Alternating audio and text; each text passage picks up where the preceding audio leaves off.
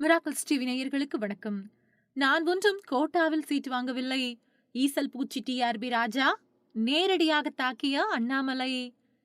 கோவை லோக்சபா தொகுதி அதிமுக வேட்பாளர் சிங்கை ராமச்சந்திரனையும் அமைச்சர் டிஆர்பி ராஜாவையும் ஒரு சேர தாக்கியுள்ளார் கோவை பாஜக வேட்பாளர் அண்ணாமலை. பாஜக மாநில தலைவர் அண்ணாமலை கோவை லோக்சபா தொகுதி வேட்பாளராக களமிறங்கியுள்ளார். திமுக சார்பில் முன்னாள் மேயர் கணபதி ராஜ்குமார், அதிமுகவில் ஐடி விங் தலைவர் சிங்கை ராமச்சந்திரன் ஆகியோர் அண்ணாமலைக்கு எதிராக களமிறங்கியுள்ளனர். திமுகவில் தேர்தல் பணியாற்ற அமைச்சர் டிஆர்பி ராஜா கோவையில் இறக்கப்பட்டுள்ளார். கோவையில் தீவிரமாக தேர்தல் பணியாற்றி வரும் அமைச்சர் டிஆர்பி ராஜா அண்ணாமலையை விமர்சித்திருந்தார். அதேபோல அதிமுக கோவை வேட்பாளர் சிங்கை ராமச்சந்திரனும் அண்ணாமலையை வறுத்தெடுத்து வருகிறார். இந்த நிலையில் திமுக அதிமுகவினருக்கு பதிலடி கொடுக்கும் வகையில் கோவை பாஜக வேட்பாளர் அண்ணாமலை பேசி வருகிறார்.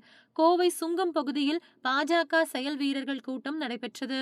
இந்த கூட்டத்திற்கு பின்னர் பாஜக மாநில தலைவர் அண்ணாமலை செய்தியாளர்களை சந்தித்தார்.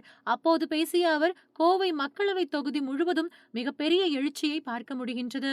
வாக்குப்பதிவு மற்றும் வாக்கு எண்ணிக்கையின் போது கோயமுத்தூர் ஒரு புரட்சி செய்யும் என்பதில் உறுதியாக இருக்கின்றோம்.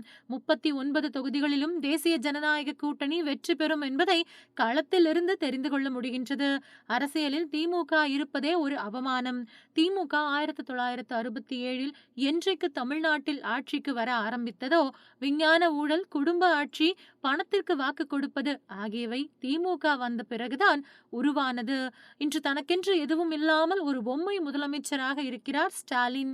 இவர் பிரதமர் மோடியை பற்றி பேச தகுதியே இல்லை. டிஆர்பி ராஜா தஞ்சாவூர்காரர். அவரது அப்பா பணம் சம்பாதித்து வைத்திருக்கிறார். அதை மட்டுமே வைத்து அரசியலுக்கு வந்திருக்கிறார் டிஆர்பி ராஜா. அதை தவிர அவருக்கு வேறு எந்த திறமையும் இல்லை.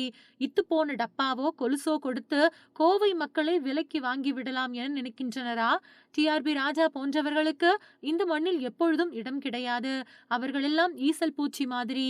ஈசல் பூச்சிகள் போல கோவைக்கு திமுக காரர்கள் வந்திருக்கிறார்கள். தந்தையின் எம்எல்ஏ கோட்டாவை பயன்படுத்தி வந்தவர் அதிமுக வேட்பாளர். 2002ஆம் ஆண்டு, அதாவது 22 ஆண்டுகளுக்கு முன்பு நான் கோவைக்கு வரும்பொழுது எப்படி 2 தகர பெட்டிகளை எடுத்து வந்தேனோ, இன்றும் அதே மனநிலையில் இருக்கிறேன். எனக்கு அடையாளம் கொடுத்தது கோவை. கிராமத்து பையனை பொறியாளனாக மாற்றியது கோவை. எனக்கு மனைவியையும் சொந்தங்களையும் கிடைத்தது கோவையில்தான். இந்த கோவைக்கு நல்லது செய்வதற்கு நான் வருகிறேன். அதிமுக வேட்பாளரை போல அப்பாவை வைத்து கோட்டா சிஸ்டத்தில் நான் வரவில்லை. சுயமாக ஒவ்வொன்றிற்கும் சண்டை போட்டு ஒவ்வொரு படியாக ஏறி வந்திருக்கிறேன். அதனால் இந்த சின்ன பசங்க விளையாட்டிற்காக நான் வரவில்லை. கோவையினுடைய மாற்றத்திற்கு தீவிரவாத போதை கலாச்சாரத்தை ஒழிக்க வேண்டும் என்பதற்காக நாங்கள் வருகிறோம். போதைப் பொருள் தடுப்பு பிரிவு அலுவலகத்தையும் என்ஐஏ அலுவலகத்தையும் கோவைக்கு கொண்டு வருவோம். அதற்கு பிறகு போதைப் பொருள் எப்படி வரும், தீவிரவாதம் எப்படி வரும், இது மோடி கேரண்டி. நாங்கள் வந்தால் வளர்ச்சியை கொண்டு வருவோம், மெட்ரோ ரயில் கொண்டு வருவோம். இது எங்கள் வாக்குறுதி.